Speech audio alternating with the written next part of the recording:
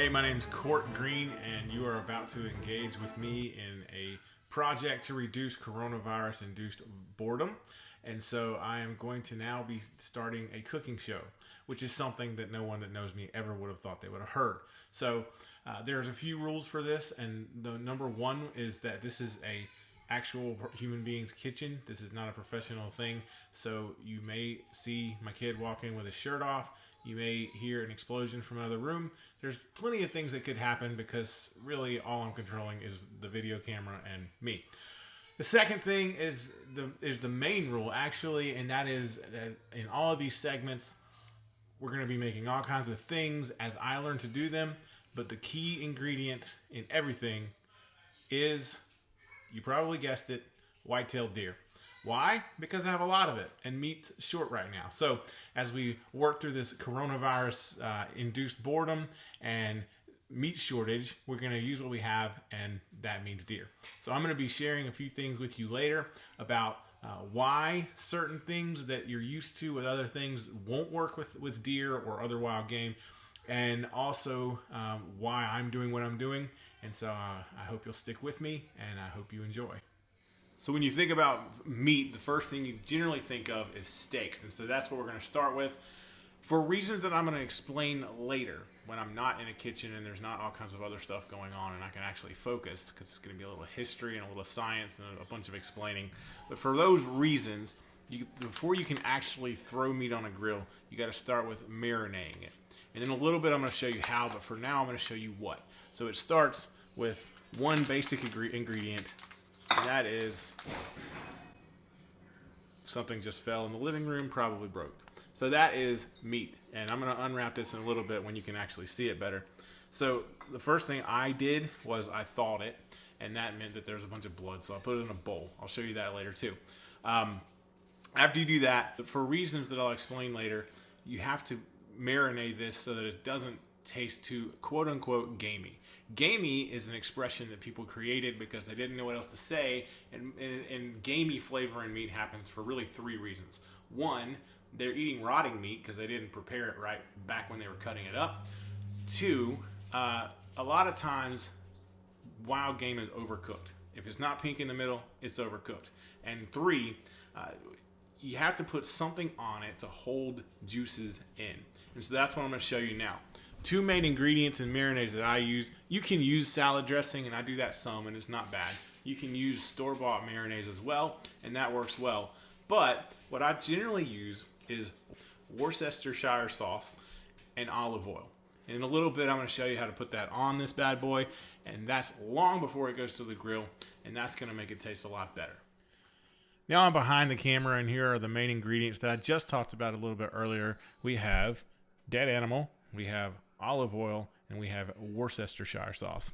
So I do realize, and you can see easily, that the olive oil is actually in a Cheerwine bottle. That is not because Cheerwine has started making olive oil, but if they did, it would be incredible, and I would only use that brand. So Cheerwine, if you're listening, please do that for me. It's simply because it's easier to pour out of a bottle, and I'm from North Carolina, so if I'm going to use a bottle, it needs to be a Cheerwine bottle. Having established all of that, I'm going to move in front of the camera in just a minute, and I'm going to talk to you more about this, but I got to turn my microphone around so that you can hear me from over there. So we have meat. I'm going to open this, but I'm going to do it in the sink because, after all, no one wants to eat on a counter or eat from a counter that's got blood all over it. And so I put it in the sink, but I'm going to still hold it over the bowl. And the reason that I'm going to do that has nothing to do with making any food at all, and everything to do with the fact that I'm cheap and I'm practical. I'm not as cheap as Christy, the wife to whom I am married, would like me to be, but I'm cheap enough, and I want to be able to use this for training purposes because I train my dogs to be blood trackers. You probably don't want all that information, but it gives me something to say while I'm doing other stuff. Discard. All right, so as I'm opening this, I want you to notice one thing about it, and I'm going to be talking about this later as well. That is that in a deer, the meat doesn't look like it does on, say, a cow. So the reason for that is because we've made cows into what we want, not necessarily just how they are. And so if you look at this, then the fat on it is nice and sectioned. It's not marbled, which means it goes throughout the meat, and that makes it taste different. So now I have in my hand 4 steaks and 1 bowl of blood. I'm going to put that away until it's time to train the dogs. And now I need to rinse I knew you were going to do that. Did you? Yeah. So now I need to rinse off my hands and then pour sauces on here.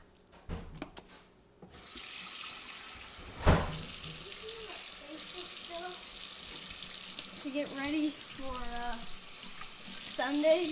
No, it's not for Sunday. It's for a different thing. What is it? So you know how to make steak? Yeah, pretty much. You probably couldn't hear him. You may or probably couldn't see him, but that was awesome. All right, so first we're going to go with the Worcestershire sauce. And the reason we put that in first is because we need a lot more of that than we do the olive oil. The Worcestershire sauce is for taste. And so you dump that on there and fairly liberally, and then that's going to make it taste a little better, a little salty, and the saltiness of it is going to help draw some of the blood out. That will help it taste better and not be as, again, quote unquote, gamey. Now we're going to pour the olive oil on. And the reason we use the olive oil is we don't need much. Just put a little bit on there, and the oil will trap the juices and stuff inside. So we're drawing blood out with the salt, and we're trapping, when it cooks, juices inside. That is literally all we have to do. Just cover it, mix it up, and you're done with that. And the mixing is actually the most fun part because you get to be a little bit violent, slamming around, mix it around in there, and that's done. So I've got the meat in the refrigerator. The marinating process is happening right now.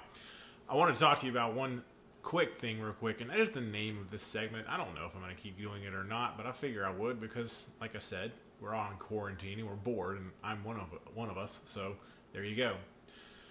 So my name's Court, and so the first thing you know is you can use the alliteration. So I thought, what about Cooking with Court or Court's Kitchen? And then I thought, that's pretty lame. Then I thought, what about Meat on Mondays? And so that's what it's going to be, because I'm going to try to air these segments on Mondays, whether anybody ever watches them or not. But I'm hoping I can teach some people some things. I'm hoping we can together cure our boredom, and I'm hoping that I can show you that there's a lighter side of life. And so I hope that you'll join me for, here it is, Meat on Mondays. Mondays, from here on out. Hey, I'm back. It's been a few days. You'll notice I'm wearing different clothes, and in a little bit I'm going to take this jacket off because I'm inside, and that makes no sense.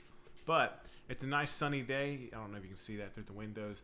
I'll remind you that a little bit ago, the panoramic view, we put some things in the refrigerator, so I'm going to dig down here and see if I can find them. It's time to actually cook it now. I drop things a lot. Yeah, here we go. So we put some steaks in the refrigerator, we marinated them, and now they are ready. So we're going to put them on the grill, and I have a dog who's chasing after the things I drop. She's a very good cleaning agent in our house. 409's got nothing on Artie. All right, so we're going to head out to the grill, and we're going to actually start talking about some of the things that I hinted at, why we do deer the way we do it, and some of the reasons that people have a problem with game meat. So we're going to take this outside, and we're going to throw it on the grill, and we're going to turn dead animals into delicious food. So I'm outside now at the grill where most of the stuff that I make is cooked, and the reason for that is because wild stuff just tastes better on the grill. There are some times that I'll cook things inside, but usually they've already been cooked on the grill, and then we redo it to add some kind of different flavor. One example of that is stir fry. There will be a video on that coming up fairly shortly. But I am, like I said, outside at the grill. If you look over my left shoulder, you'll probably be able to see my neighbor. And I just want to put in a plug for her. She was working at home before it was required. She was way ahead of the curve on that. So she's probably listening to me and probably laughing. And that's okay, because laughter is good. So anyway, here we are. One of the things that you probably can't see, so I'm going to move this guy down here so you can see it, is that the temperature, we are up to 350, just a little bit north of 350. And I don't know where I'm going to put the segment after I shoot it, but I haven't shot it yet. But there's there's just no reason to use a lot of high heat when it comes to anything that you harvested through hunting. I guess you can call it wild, but some things are a little more tame. But anything that comes from nature, you don't want to use a lot of heat because it'll dry it out. Between 350 and 450 degrees is where you want to be. And if you get too much more than that, it's just going to be dry and nasty and quote unquote gamey. So here's the stuff that we put in the refrigerator a couple days ago. It doesn't have to be days. It can be an hour, it can be 15 minutes. As long as you get some kind of flavor in there, which you don't even have to do, but most importantly, as long as you have some kind of oil that will lock in some of the juices to keep it from drying out. That is imperative. Don't use too much heat. Lock in the juices, whatever you want to call it, so the moisture, so you can keep it from drying out. We're about to put things on the grill, but I'm gonna have to adjust the camera so you can see that. But I do also want to mention one more thing. This is the top to a grill, and it opens and it closes. And often when people open it, they leave it that way because they like to watch things cook while it's happening. But I cannot caution you enough, don't do that. Once you open that up, you're not going to be able to cook things as evenly. You're not going to be able to cook things as quickly because you're letting all the heat out. And I never understood why people leave their grills open. And it makes some sense with some things like hot dogs because they have a case on them, and so it already locks everything inside. But when it comes to things like this, especially venison, I don't want to say especially, but certainly venison, leave the thing closed while you're cooking. So the question is, if you're cooking and you're not able to see the meat, how do you know when it's done? Well, if you're going to leave the top of the grill closed while you're cooking, how do you know that it's done? Because you can't see it. The answer to that is very simple, and that is you got to figure out at what temperature for what time will most cuts of meat, the kind that I like, be done to the level that I like them. And the answer to that is just trial and error. So I've found that about 7 minutes will get you where you need to be. That gives you enough cushion between burnt and not done enough that I could, be upstairs in the kitchen getting things ready and hear it and have time to get down here and check it. So around 7 minutes between 350 and 450 will get you home. So let's put some steaks on the grill. So it's time to put food on the grill, and like I said earlier, we're going to put this at about between 350 and 450. Here are our steaks, and I don't use anything when I put them on the grill, mostly because I don't care that much about touching raw meat. Because you got to think, if I'm making deer, I probably have my hands in a deer's body cavity, and that's kind of gross. But listen to that sizzle, and you get over how gross it is real quick. As I'm putting these on, I do want to remind you that you don't want to overcook. 350 and 450 is about it. I did clean the absolute dickens out of these grates before I did any of this. And I want you to notice one other thing. There's a smoke box sitting in my grill, but I only used it for a couple things. Other than that, it just sits there empty. So you don't have to worry about smoking or anything like that. While these are cooking, I'm going to talk to you about the differences between game meat and other kinds of meat. Here's my face, but I don't want to hold it too close to the grill because it kind of hurts. While these things are cooking on one side, we're going to spend some time talking about, I don't know if you call it evolution or natural selection or gene manipulation. I don't know what it is, but there's a theory, and I think it's a good one. And I read about it in a scientific journal one day, and it is about how we came up with beef, at least beef as we know it today. See, according to these theories in this journal that I was reading, cows are not a natural thing. In fact, it seems to me, and if you look really closely at a cow, you can kind of see this, especially if you look at their face and their eyes and the way their heads are shaped.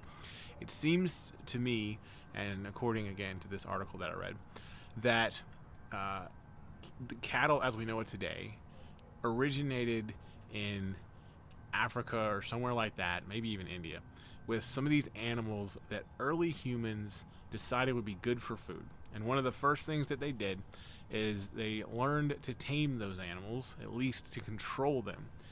And we invented herding. And that meant, that's a great thing. That means that your food source is something that you can manage. It's not hunting and gathering anymore. It's herding and being able to harvest food at will. And so over time, whatever this first animal was, and if you care about my opinion, I'm thinking oryx, but that's basically just looking at how they look and how their heads are shaped. But they thought, how can we make these things more tasty? If you remember earlier, I showed you a close-up of the cuts that are on the grill right now. I don't know if you can hear them sizzling or not, but if you were looking at those, you could see that the fat doesn't look like the fat that's in cows. That is one of the things that gives us different restrictions and different opportunities with how we make wild meat, especially venison. I keep saying especially venison because that's what I use the most of, because one bullet gets you a lot of meat, unlike turkeys or ducks or things like that. So ladies and gentlemen, my timer is gone off, and that's why one of the videos is going to have to be seriously edited, and I need to probably use a different phone for my timer than I do for this other stuff. So let's see what one side of this bad boy looks like, because it is now time to flip. And I don't know how well you can even see that, but there's some, you can kind of see it there at the bottom. But it's time to flip this guy and see what we're dealing with. You can always adjust midstream. See, this looks like it's a little more done than I generally like it to be, and that's okay. Because now, when I close the lid again, instead of setting it for 7 minutes, I can set it for 6. And so you can adjust in that way. So we're gonna make sure we maintain rule number 1 and close the lid, and then I'm gonna set the timer, and I'll talk to you more about some of the things we've been discussing before I had to take the break and flip them. So the meat is flipped, and I am back to talk to you more about evolution of meat, I guess, for lack of a better term. So as we developed things, we made them tamer, not only in the form of animals, but also as far as in the kitchen. So we made things easier to eat. We made more yield of edible meat per animal. If you look at chickens, I don't think you'd ever find a chicken in nature with a chest that big. That's just one example. And so that's for good or bad, right? A lot of people say, oh, I don't want this and that in my meat. Well, that's well and good if you have a fortune and you can pay a ton for meat. But for some people, not only in our country but in the rest of the world, you don't have that luxury. You eat what you can get. And so feeding the most people is important. So I'm not here to weigh in on the ethics of developing meat the way that we have and for generations. But all of that said, it does make a difference as far as how we cook, because the things that we go out and harvest in nature, we don't cook the same way because they haven't been modified over years and years and years to make it easy for us to eat them and to cook them. And so you don't have the marbled fat of cows or pork in venison, which means you got to lock in the moisture because there's not fat in there that's going to provide it for you. And it also means that you cannot cook it long and you cannot cook it too high. So if I look at the temperature gauge, you see we are still right between 350 and 400. And so we're cooking this next side for 6 minutes, and I hope that it looks good. So we've covered the reasons that we have quote-unquote gamey and tough meat. One of them, people are eating rotten meat because they don't take care of it. Maybe I'll show how you take care of meat after a hunt one day and how you butcher, but right now it's May, so deer season doesn't open for quite a while. Second, so you have people eating rotten meat because they didn't take care of it properly. Second, you have people that are eating dried meat because they didn't lock in that moisture. And third, people like their steaks well done, and if you do that with a game animal, you've killed it. I mean, you've killed it again. You've killed the flavor of it. So we're going to look at ways as this show unfolds that we can avoid all those things. And remember, I'm doing this because I'm bored. So I hope that you like it, but if you don't get me wrong, I'm glad that you tuned in, but excuse my wonderful hound dog and black-mouthed cur. Anyway, don't get me wrong, I'm glad that you tuned in, and I hope that you are enjoying it. But more importantly to me, I'm having fun. So we will see what these look like when they get done. My timer has gone off, and I've gone and gotten a plate. So let's see what these look like as we open them up. And it's always a fun surprise, right? Maybe something went horribly wrong, or maybe everything's perfect, which is obviously what you want. So I'm gonna flip these over and let some of the blood and juices that have accrued at the top just drain off and kind of re-sear, as it were, the other side. But there's really no point to cooking them any longer, because remember, the enemy of flavor is overcooking. So I've cut my grill off. Any heat that's still getting it is just what's residual. And we're about ready to, that was crazy. We're about ready to plate them and move on. There's a reason that I make a bunch at once, and it has nothing to do with cooking and more to do with being practical and cheap. And that is, in my family, only my son and I eat these, so I could probably just get away with making 2. But I don't like to waste the gas. So if I'm going to turn on the grill, everything that's thawed is going on that mess. All right, so here they are. This is your finished product. And what we're going to do is our next show, we're going to use one of these to make something else. So we'll be cooking it again. And so I'm glad you tuned in. These go great with sweet potato fries, baked potatoes. I'll be honest with you, the best thing to have with these is eggs and a biscuit. But you do it, you do you, and I'll do me, and we'll be bored and at home together. Thanks, guys.